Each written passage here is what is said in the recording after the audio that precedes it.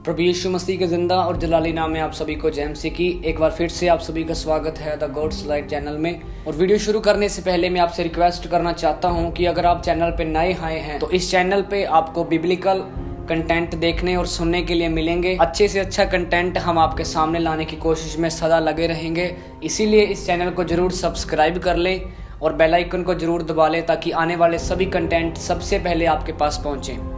तो आइए बिना किसी देरी के आज की वीडियो को शुरू करते हैं। जैसा कि आपने टाइटल में पढ़ा कि हर पाप की जड़ पैसा है।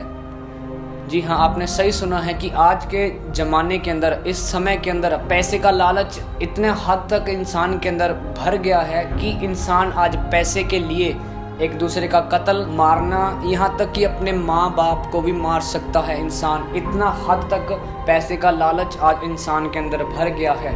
तो आज हम इस वीडियो के अंदर देखेंगे, एक वचन को हम पढ़ेंगे जो लिखा है पहला तीमुथियुस उसका 6 अध्याय उसका 10 वचन पढ़ेंगे। वहाँ पे लिखा है, क्योंकि रुपये का लोभ सब प्रकार की बुराइयों की जड़ है, जिसे प्राप्त करने का प्रयत्न करते हुए बहुतों ने अपने विश्वास से भटककर अपने आप को नाना प्रकार के दुखों से छलनी बना लिया है। इस वचन में पढ़ा गया कि हर प्रकार की जो बुराइयों की जड़ है वो है रुपये का लोभ, पैसे का लालच करना, ये सब बुराइयों की जड़ है। आज पैसे के लिए इंसान अपने शरीर को बेच देता है, अपने घर वालों को बेच देता है, अपने बेटे बेटियों को मरवा देता है, अपने माता पिता को मार देता है।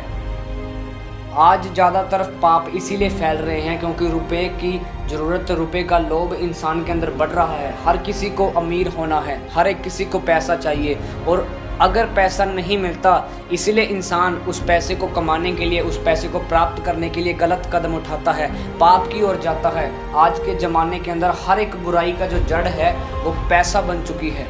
बहुत सारी स्त्रियां अपने शरीर को बेचती हैं पैसे के लिए, बहुत सारे भाई अपने माँ बाप को, अपने बहन भाइयों को मरवा देते हैं, घर से निकलवा देते हैं सिर्फ और सिर्फ पैसे के लिए।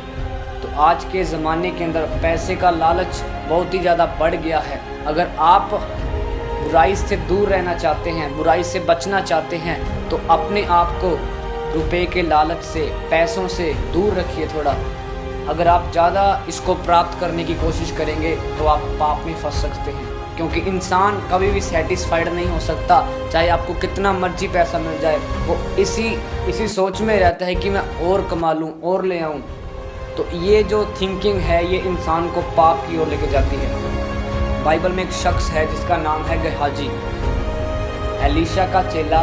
जब एलीशा के पास नामान कोढ़ी अपने आप को शुद्ध करवाने के लिए प्रभु के दास के सामने लेके आया, तो एलीशा ने उससे कहा कि यरदन नदी में जाके तो 7 डुबकी मार ले, तेरा कोढ़ बिल्कुल ठीक हो जाएगा।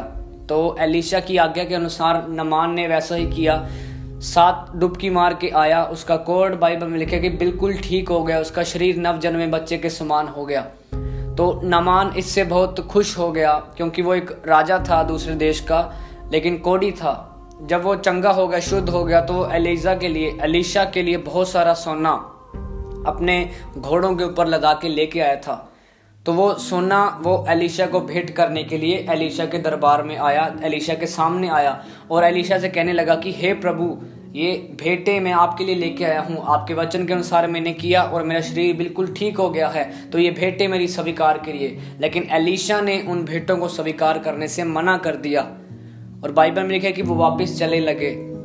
लेकिन गेहाजी जो था एलीशा का चेला, उसके मन के अंदर लालच था, पैसे का लोभ था। जब वो चले जा रहे हैं तो एलीशा वहीं पे बैठा है, तो वो गेहाजी चुपके से उस जगह से दूर जाकर उनके पीछे जाकर उनसे कहता है, उनके पीछे जाकर उन्हें रोकता है कि रुकिए जनाब, और उनको रुकवाया और वो जो सोना था और कहा कि मेरे गुरु ने वापस मंगवाया है। तो उन्होंने क्या किया, वो सारा सोना, सारी भेंटें, सारे सोने के मटके, सोने के बर्तन, वो सभी गेहाजी को दे दिए। और गेहाजी अपने घर के पीछे मिट्टी के नीचे दबा के अपने गुरु के पास फिर आ जाता है। एलीशा को पता था क्योंकि वो परमेश्वर का अभिषिक्त दास था, एक भविष्यवक्ता था। परमेश्वर ने उसको बताया था कि एलीशा कहाँ पे गया, उसको पता था क्योंकि वो आत्मा में देख रहा था। गेहाजी ने आकर उसी अपना स्थान ग्रहण किया। एलीशा ने पूछा कि कहाँ से आया है, वो कहता बस यहीं से आया हूँ। तो एलीशा को पता था, इसीलिए एलिशा ने कहा कि तूने क्यों लालच किया, तेरे मन में क्यों लालच आया।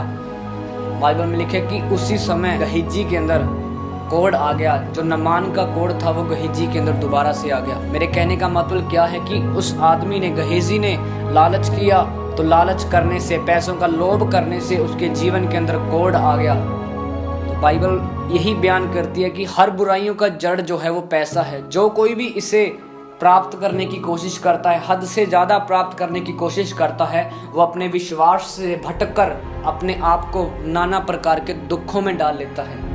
इसीलिए बाइबल बयान करती है कि अपना धन, अपना पैसा धरती पर नहीं बल्कि स्वर्ग में इकट्ठा करो।